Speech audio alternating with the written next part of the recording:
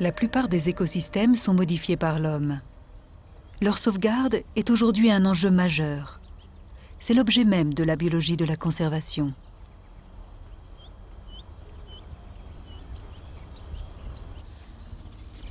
Ce petit papillon appartenant au genre Maculinea nous permet de mieux comprendre l'intérêt de la biologie de la conservation pour la protection de la nature. Sa chenille débute son développement sur une plante, mais elle ne pourra l'achever qu'après avoir séjourné dans le nid d'une fourmi rouge. En raison de ce mode de vie si particulier, ce papillon présente une importante valeur scientifique et appartient au patrimoine biologique mondial. Pour protéger le Maculinea, il faut s'intéresser aux plantes et aux fourmis dont il dépend. Dans les milieux humides européens, il existe 3 espèces de Maculinea. L'azuré des mouillères, Maculinea alcone, l'azuré de la sanguisorbe, Maculinea teleius, et l'azuré des palus, Maculinea nositus. On les appelle azurés en raison de la couleur bleue des ailes du mâle. Les Maculinea sont de petits papillons de la famille des lycènes. Ils obéissent aux règles de la reproduction sexuée.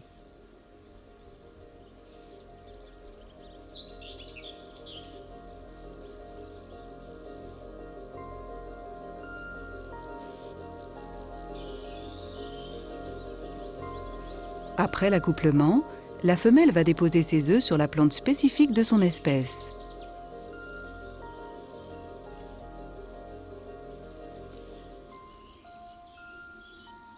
Les femelles de Teleius et de Nositus introduisent leurs œufs profondément au sein des boutons floraux de la sanguisorbe.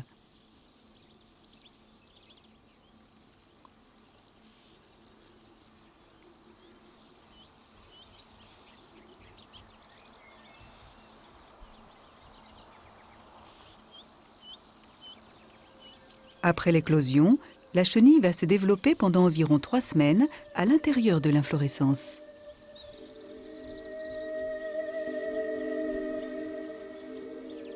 De son côté, la femelle d'Alcone dépose ses œufs sur la gentiane des marais, de préférence sur les fleurs.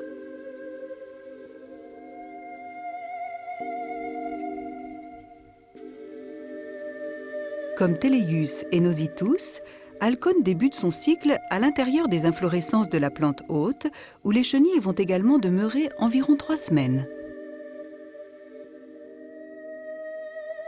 Après avoir effectué sa 3e mue, la chenille, qui a très peu grossi depuis l'éclosion, quitte la gentiane en fin de journée, alors que les fourmis de l'espèce hôte partent à la recherche de nourriture. La chenille perce un trou dans la fleur, puis se laisse tomber au sol. Elle dispose alors de quelques heures pour qu'une fourmi la découvre par hasard et l'emporte à la fourmilière, où elle séjournera une dizaine de mois sans sortir. Les relations entre les chenilles et les fourmis sont étudiées en laboratoire dans des nids en plâtre, où les colonies sont abritées sous une plaque en verre, recouverte d'un filtre rouge pour créer l'obscurité à l'intérieur du nid. Nous allons observer avec ce dispositif ce qui se passe dans le cas de Maculinea alcone. Pour provoquer l'adoption, une chenille est déposée dans l'aire de récolte d'une colonie de la fourmi hôte, Myrmica scabrinodis.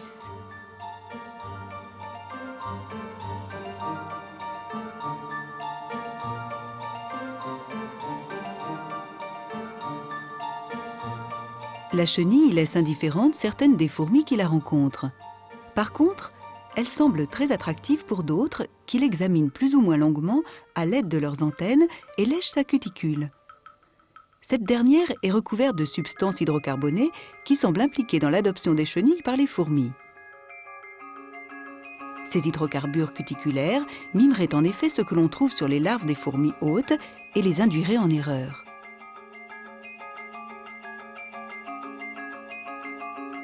Lorsque les fourmis appartiennent à l'espèce hôte spécifique, ce qui est le cas ici, la chenille est emmenée au nid où elle aura toutes les chances d'être adoptée. Si ce n'était pas le cas, la chenille serait traitée comme une proie ordinaire et tuée. En ce qui concerne les chenilles de Teleius et Nositus, l'adoption se déroule différemment. Elles sont emportées à la fourmilière à la suite d'un cérémonial particulier où sont impliquées des glandes spécialisées. L'une d'elles, la glande de Newcomer, produit une substance sucrée dont les fourmis sont friandes.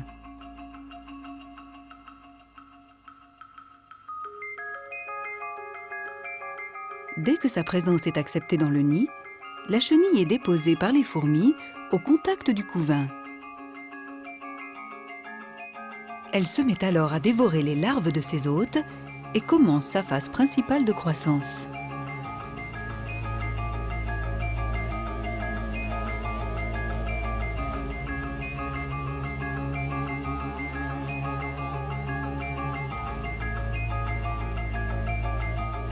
Durant tout son séjour dans la fourmilière, la chenille demeure l'objet de l'attention constante des fourmis.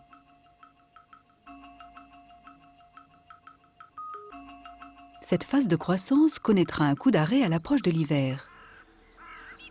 Durant cette période, toute la fourmilière va vivre au ralenti. Au retour des beaux jours, la chenille recommence à prendre du poids.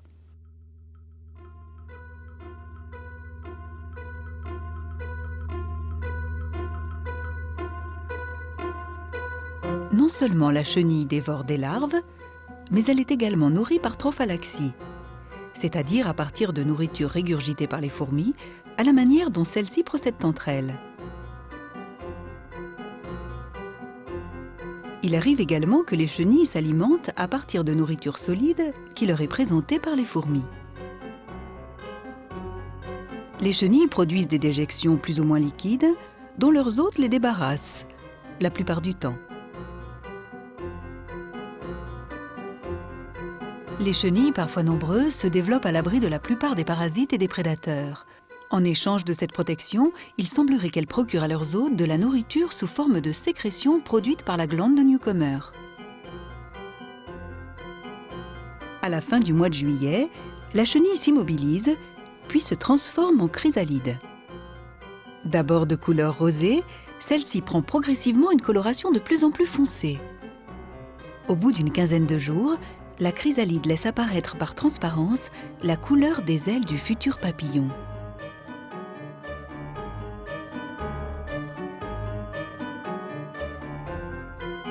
Enfin, généralement au début de matinée, le papillon émerge. Après s'être dégagé de l'enveloppe nymphale, il se met en quête d'une ouverture pour quitter le nid. C'est un nouvel organisme, inconnu des fourmis, qui apparaît, générant de leur part des réactions parfois agressives.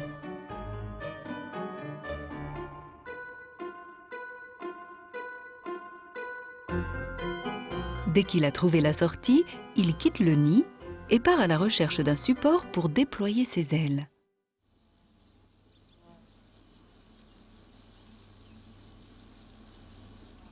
Un brin d'herbe fait généralement l'affaire. Après s'y être fermement agrippé, il déploie progressivement ses ailes et attend qu'elles durcissent. Le papillon, enfin prêt, pourra alors s'envoler. Les maculinéas vivent en étroite relation avec les fourmis et ne peuvent accomplir leur cycle de développement en entier sans leur présence. Ce sont ce qu'on appelle des myrmécophiles obligatoires.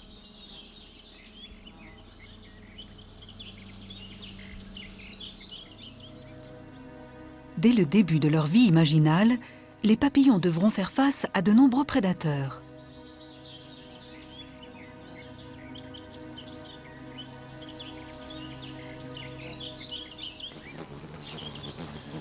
Les adultes vont mettre à profit les quelques jours que durera leur vie pour perpétuer leur espèce. Bien qu'abritées dans les inflorescences, les chenilles de Teleus et Noscitus peuvent être parasitées par une petite guêpe, Neotypus pusillus. En raison de la complexité de leur cycle de vie, les maculinéas sont également exposés à des menaces indirectes. Que l'un de ses partenaires, plante hôte ou fourmi hôte, disparaisse, et le papillon disparaîtra. La dégradation du milieu de vie des plantes et des fourmis hébergeant les maculinéas s'est accompagnée d'une forte régression de ces derniers, d'où une présence de plus en plus restreinte en Europe. Dans la région Rhône-Alpes, quelques zones humides abritent encore les trois espèces. Les marais de Lavour et de Chautagne font partie de la vallée du Haut-Rhône, entre Savoie et Jura. Ils occupent une dépression bordée de montagnes, irriguée par le Rhône. En hiver, les crues du fleuve inondent régulièrement ces marais. celui de Lavour est d'origine glaciaire. En son centre, il recèle une tourbière alcaline qui atteint 10 mètres d'épaisseur.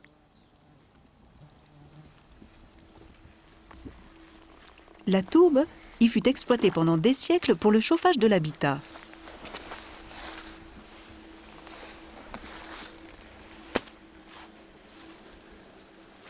En été, le marais était fauché intégralement.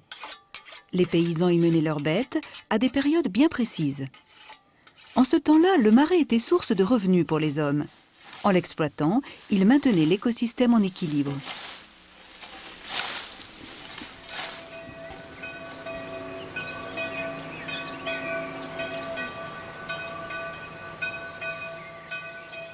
Tout bascule à la fin du XIXe siècle. Les crises agricoles et l'exode rural laissent un marais où la végétation reprend sa dynamique naturelle.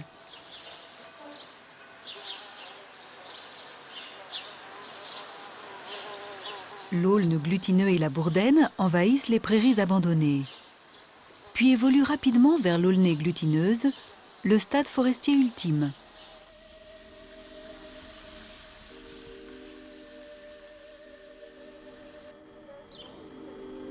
À partir de 1970, le marais intéresse à nouveau l'agriculture.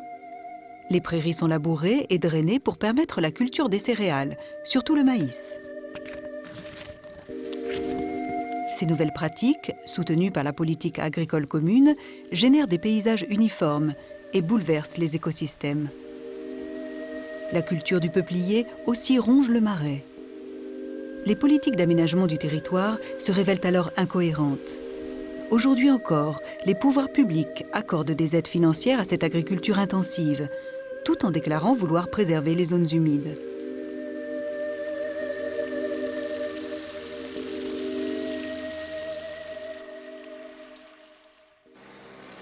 Par ailleurs, les barrages hydroélectriques réalisés dans les années 1980 sur le cours du Rhône ont profondément perturbé l'hydrologie de l'ensemble de la plaine alluviale. L'utilisation de l'énergie hydraulique, renouvelable et non polluante, n'est pas sans conséquences écologiques.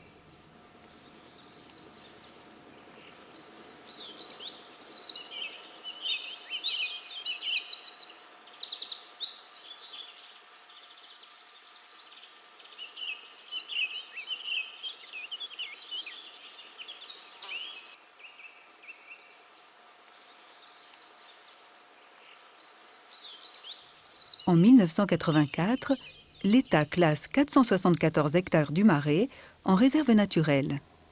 Il devenait urgent de préserver ce patrimoine biologique exceptionnel et de le faire découvrir au public.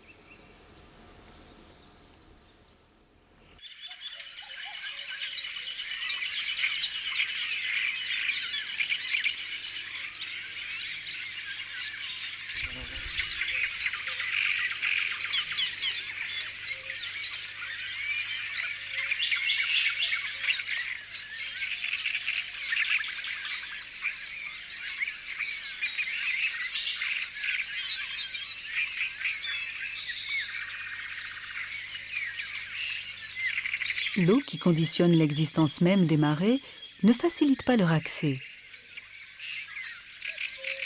Pour accueillir et informer les visiteurs dans de bonnes conditions, un sentier sur pilotis traverse la réserve naturelle.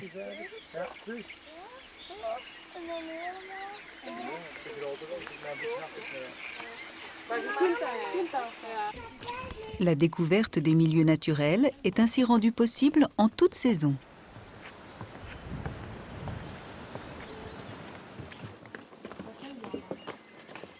La réserve naturelle est gérée par l'entente interdépartementale pour la démoustication, qui a développé un important savoir-faire en matière de génie écologique pour les zones humides. Parmi les membres de la commission scientifique attachée à la réserve, Yves Rosier étudie la biologie de la conservation des maculinea.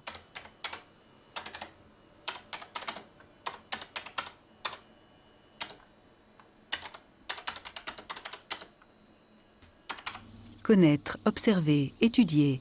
Les chercheurs s'investissent sur le terrain pour la conservation du patrimoine naturel. Les méthodes d'analyse des populations de papillons passent par le comptage de ces insectes. là sur l'ensemble des transects. Alors bon, aujourd'hui on va faire le numéro 2. Yves Rosier et Fabrice Darinaud, le conservateur de la réserve, localisent la station à échantillonner. Donc la prochaine section, elle est au boulot. Puis l'observateur suit un transect, c'est-à-dire une ligne de longueur connue, depuis lequel il compte, de part et d'autre, le nombre de maculinéas. Cette collecte d'informations, réalisée avec une fréquence régulière, permet de calculer des indices relatifs d'abondance. On en déduit les variations d'effectifs en fonction du temps et des différentes pressions exercées sur le biotope.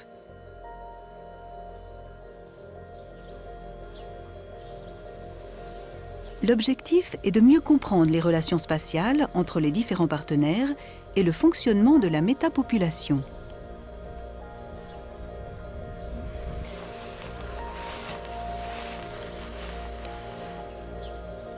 Par métapopulation, on entend l'ensemble des sous-populations séparées par des barrières géographiques, mais reliées entre elles grâce au mouvement de dispersion des individus. Les maculinéas sont des insectes relativement sédentaires qui ne s'élèvent guère au-dessus de 10 mètres. Le cloisonnement des colonies par les rideaux d'arbres empêche les papillons de migrer vers d'autres terrains. Le brassage génétique s'en trouve réduit et à plus ou moins long terme, un taux élevé de consanguinité peut anéantir les populations à faible effectif. Il est donc indispensable de favoriser les échanges entre les diverses colonies par la création de corridors. À Lavour, les recommandations des scientifiques ont ainsi conduit à pratiquer des ouvertures dans des rideaux d'arbres séparant les habitats favorables aux maculinéas.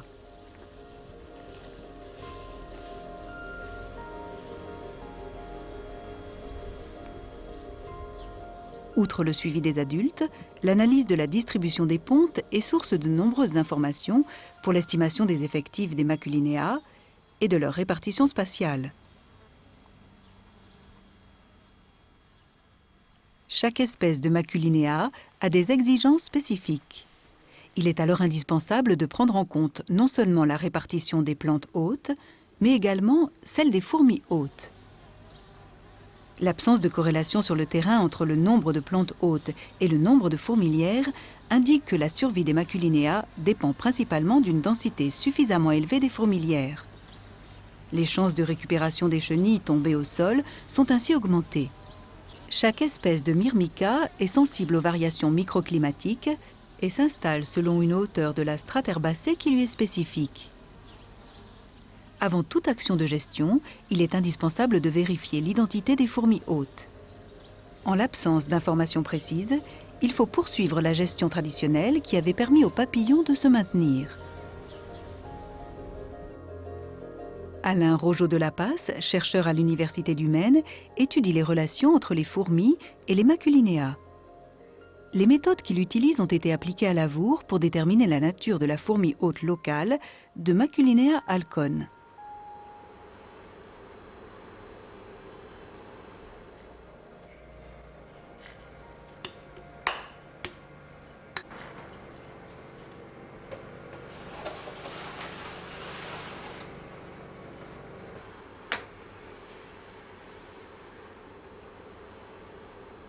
Ainsi, les scientifiques fournissent aux gestionnaires non seulement les connaissances de base, mais également des outils pour les aider dans leur prise de décision.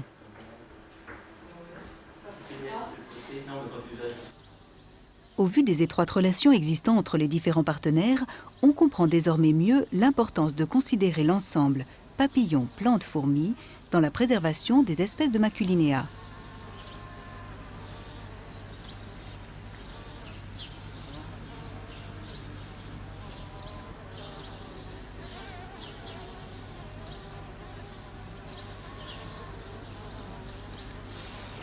Les maculinéas de la réserve sont inféodés aux bas marais alcalins, dont la végétation se développe sur un sol imbibé d'eau. Le contrôle du niveau de la nappe phréatique est nécessaire pour connaître l'état de santé de l'écosystème.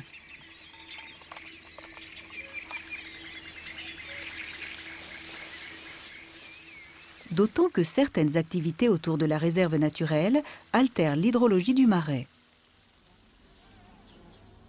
Si l'hydromorphie du sol est correcte, la prairie marécageuse abrite naturellement les plantes hôtes des maculinéas. Il suffit alors d'entretenir le tapis herbacé avec des moyens appropriés. Dans cette optique, il est utile de s'inspirer des pratiques traditionnelles, telles que la fauche et le pâturage, qui ont permis à ces espèces d'arriver jusqu'à nous. Le sol tourbe du Marais oblige le gestionnaire à utiliser des tracteurs spéciaux, dotés de pneus très larges, gonflés à basse pression. Ouais, bonjour.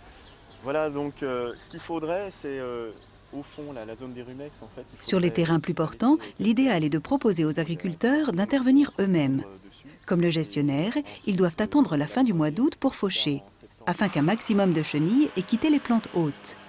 Le foin est certes de moins bonne qualité qu'au début de l'été, mais des aides financières peuvent être accordées aux agriculteurs pour compenser le manque à gagner.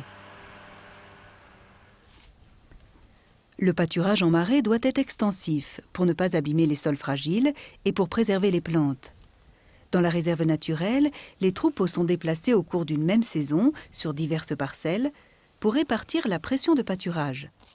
Cependant, les sanguisorbes et les gentianes sont parfois broutés, ce qui peut perturber le cycle vital des maculinéas.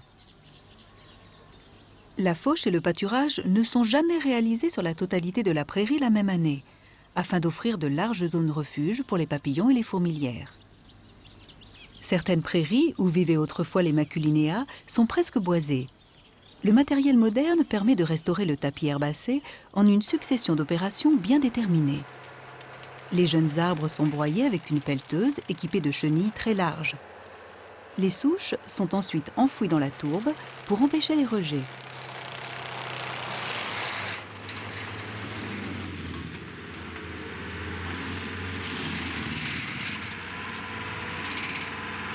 Une année plus tard, un broyeur puissant pulvérise les résidus de branches laissés au sol et rend ainsi un terrain totalement dégagé, apte à être fauché ou pâturé. La prairie repousse en quelques années grâce aux innombrables graines stockées dans le sol et les maculinéas auront alors une chance d'y réapparaître. Dans le cadre d'une application plus générale, chacune de ces recommandations est à adapter selon la région considérée et les caractéristiques des localités abritant des populations de maculinéas. Les maculinéas font partie des nombreuses espèces animales ou végétales menacées de disparition. La constitution d'un réseau européen de zones de protection et de conservation et l'apport de la biologie de la conservation devrait permettre d'éviter l'extinction de certaines de ces espèces. L'enjeu ne consiste pas seulement à sauvegarder les zones humides et leur remarquable biodiversité. Tous les milieux naturels sont concernés. Les actions de gestion sont devenues indispensables.